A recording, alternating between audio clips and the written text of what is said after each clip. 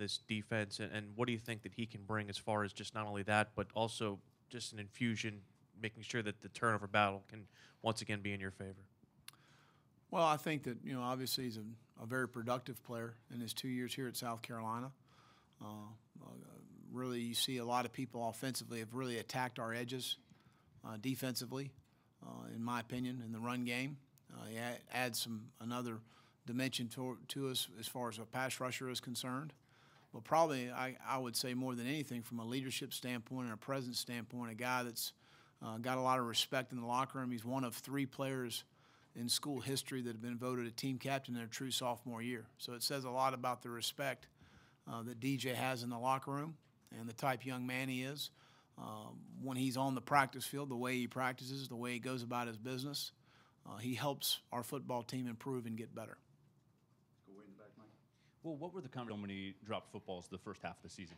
Well, again, I don't think you can get overly technical. The bottom line is we got to secure to the tuck as far as catching the football is concerned. Obviously, in times we're trying to catch the football and look ahead down the field, and you've got to secure the catch first and secure to the tuck. Guys are on the jug machine a little bit more, but again, those guys are talented guys that have caught a lot of footballs for us. And it's something that obviously no one needs to tell them that we need to improve in that area. They understand that, and they're excited about the next opportunity to play at Williams-Brice. Has there been any progress? Few games between you and Tennessee have gone. What do you expect from the environment and competitive level and atmosphere on Saturday?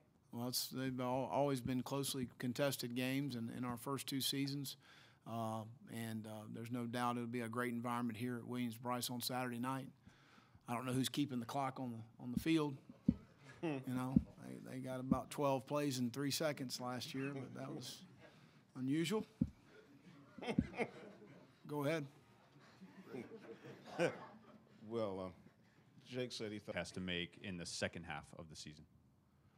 Well, I think just play within what he's asked to do. And that's, one thing as far as when you're a competitor and, play in the moment and do what we're asking you to do from a read standpoint and taking the ball to the right spots. Obviously, ball security would be number one. Got to take care of the football. We've had 3 interceptions in the end zone. That's something we can't afford to have happen. You look at the point swing that we've had, turnovers in our red zone or in the opponent's red zone is about a 52-point swing on our football team this year. That's very difficult to overcome. So, taking care of the football is number one, and just playing within what we're trying to do. And again, the guy's a competitor. He competes his butt off, and that's why he's got the respect of this team and this staff. say way in back, Joe. Concern, I guess, for your defense going into this game, as far as things you guys been trying to correct during the bye week and everything? What's something you guys are stressing during practice this week? Well, their receiving core is, they're a very talented group, very big group. You're talking, Jennings and Callaway, both are, 6'3" plus, bigger receivers that do a really good job down the field of catching the football. Garantano's done a nice job of throwing the vertical ball down the field. Chris did a nice job when he was in the game against Alabama. So that matchup, obviously, I think we've made some improvements in the run game. We've got to continue to. We've been very inconsistent as far as that's concerned. So those would be the biggest issues going in the game. Gino. Well, how do you The carryover that you see. What about Bryce Thompson? He's playing really well for him. He's got 2 interceptions on the year. And starting for him, he's playing really good football for him. Really happy for Bryce. Stand back, Joe. Well, dovetailing off of that, I'm just curious, Coach, as a coach, when it comes to recruiting, when you have a guy like Bryce, a guy that you were looking at, and now he's having success, and now you're going to be going against him, is it that like an awkward feeling at all when you have those kind of matchups like that?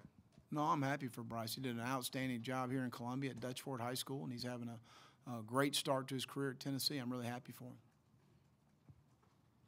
Reach, but you still have plenty left to accomplish, such as bowls and things of that nature. We haven't had any discussions as far as that. We've had great practices. There's been not one moment that I've wondered about the motivation of this football team. It really hasn't been, Will, to be honest with you. I've had a great off week.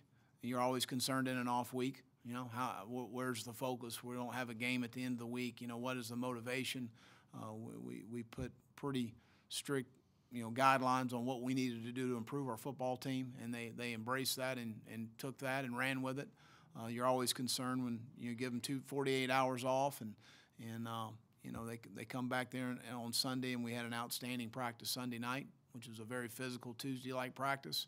They had yesterday off, and I thought we had a good morning today. So, there's a lot out there. You're playing for the University of South Carolina. You got an opportunity to play in front of 80,000 people on Saturday night. What else do you need to get motivated about?